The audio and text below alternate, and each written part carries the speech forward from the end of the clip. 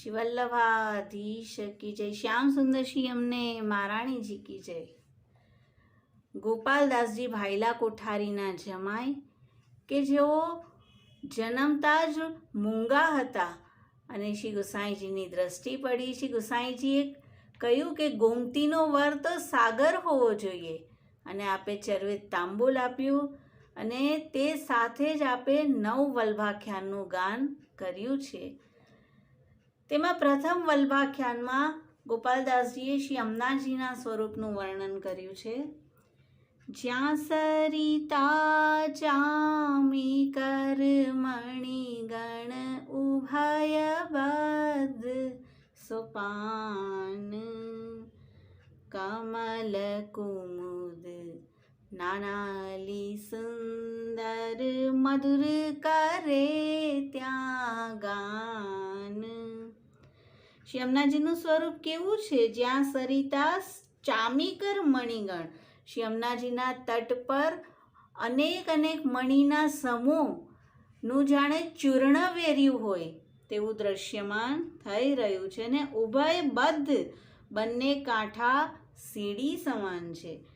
કમલ કુમુદ નાના અલી સુંદર, શ્રી અમનાજીએ ઠાકોરજી અને બ્રજભક્તોની રાત્રિની લીલાના દર્શન કરવા આપનામાં અનેક કુમુદિની પ્રગટ કર્યા છે કે જે શ્રી અમનાજીના નેત્રો છે અને તેનાથી આપ રાત્રિની લીલાના દર્શન કરે છે। અને જ્યારે સવારે કમલ ઉગે છે, કમલ લાલ હોય છે, તે શ્રી અમનાજીના આરક્ત બનેલા નેત્રો છે। મધુર કરે ત્યાં ગાન, અને મધુર ગાન કોણ કરી રહ્યું છે? નાના અલી સુંદર, અનેક ભક્તગણ ત્યાં પધાર્યા છે અને શ્રી ઠાકોરજી અને શ્રી અમનાજીના ગુણગાન કરી રહ્યા છે।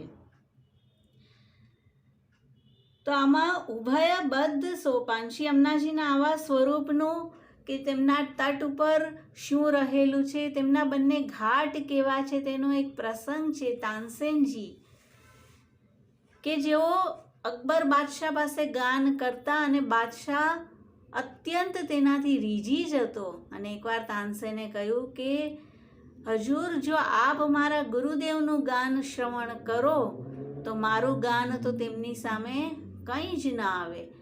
અને બાદશાહને બહુ ચટપટી થઈ કે મારે ગમે તેમ કરીને તારા ગુરુદેવ પાસે શ્રવણ કરવું છે। તાનસેને કહ્યું કે તેઓ આપના સામે ક્યારે ગાન નહીં કરે, તેઓ કેવલ શ્રી ઠાકોરજીને રીઝવવા જ ગાન કરે છે અને આપ વેશ પલટો કરીને મારી સાથે ચાલો।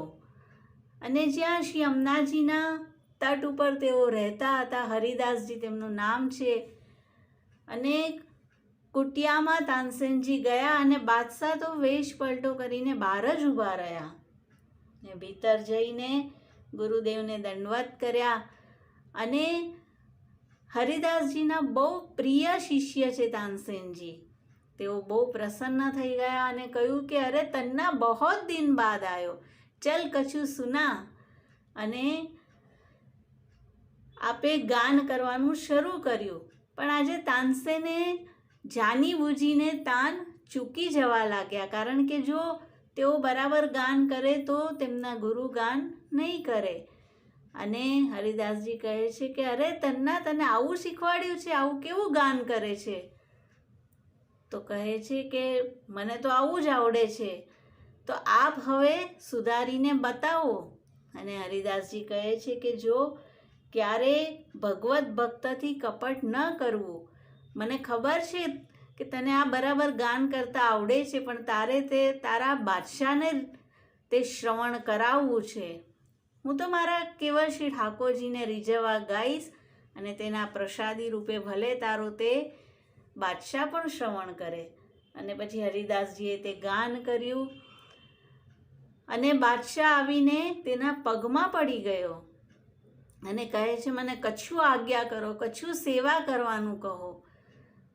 બાદશાહની સાથે તેઓ કુટિયામાંથી બહાર આવ્યા, શ્રી અમનાજી વહી રહ્યા છે અને ચામીકર જે અનેક મણીનું ચૂર્ણ કરીને વેર્યો હોય તેવું આપનું રજ ચમકી રહી છે। અને હરિદાસજી કહે છે કે બીજું તો શું કહું, સેવા માટે જો અહીંયા આ વખતે શ્રી અમનાજીના ઘાટ પર બહુ બધું જલ આવવાથી અમુક પથ્થરો વહી ગયા છે, તો આ તું સમરાવી દેજે. બાદશાહને થયું કંઈ નહીં ને, આવું કાર્ય આપ્યું, પણ તે છતાં હું કરી દઈશ. અને બાદશાહને એવી દ્રષ્ટિ આપી, બાદશાહે જોયું તો શ્રી અમનાજીના તટ પર અનેક મણીઓનું ચૂર્ણ પથરાયેલું છે, અને જે ઘાટના પથ્થરો છે ત્યાં પણ પોખરાજ, માણેક, પન્ના, નીલમણી આવા અનેક પથ્થરો તેને દર્શન થયા. અને જ્યારે બાદશાહે વિચાર્યું કે હવે વહી ગયેલા પથ્થરને હું કેવી રીતે સરખા કરાવીશ, અને પોતાના રાજકોષમાંથી સૌથી કિંમતીમાં કિંમતી હીરા માણેક લઈને આવ્યો, પણ તે પણ શ્રી અમનાજીના આ સ્વરૂપની સામે તે ન કરી શક્યો. તો ગોપાલદાસજીએ ગાન કર્યું છે, અને તેવા દર્શન તાનસેનના ગુરુ શ્રી હરિદાસજીએ બાદશાહ અકબરને કરાવ્યા છે. શ્યામ સુંદર શ્રી અમને મહારાણીજી કી જય.